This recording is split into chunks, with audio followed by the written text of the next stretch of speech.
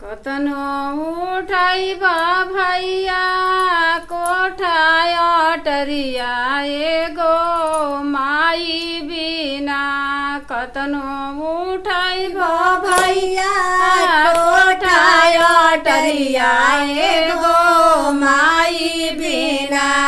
नानी का लागे तोरा गनवाए भैया एगो माई बिना। नानी का लगी हन तोहरा गनवाए भैया एगो माई बिना।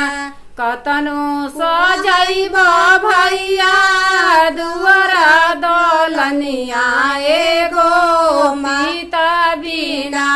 केतनो सजैब भैया दुआरा दलनिया एगो पिता बिना। नानी का लागे तोहर दलनिया भैया एगो पिता बिना। नानी का लागे तोहर दलनिया भैया एगो पिता बिना। कतनो पियब भैया नृत के घर एगो माई बिना। कतनो पियब भैया अमृत के घर एगो माई बिना।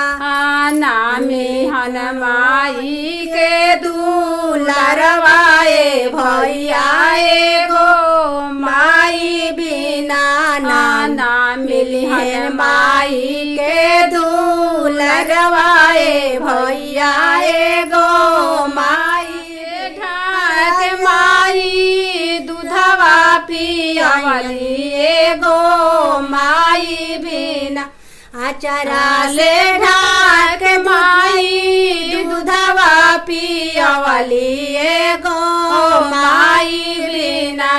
ना मिली हन माई के दुलरवाए भैया एगो माई। कतनो सुतैब भौजी लाल गलैचा एगो माई बिना। कतनो सुतैब भौजी लाल गलैचा एगो माई बिना। ना मिली हन माई के ममताए भैया एगो माई बिना। ना मिली हन माई के ममताए भैया एगो माई बिना। कतनो बोलैब भैया सली सरहजिया एगो महन बिना।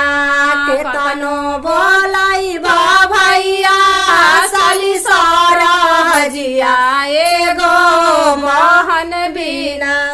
नानी का लागे तोहर चार चवाए भैया एगो बहन बिना।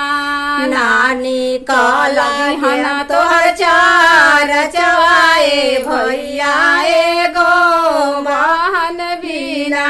कतनो तुम देबू भौजी जीरा खोई छवाए गो माई बिना।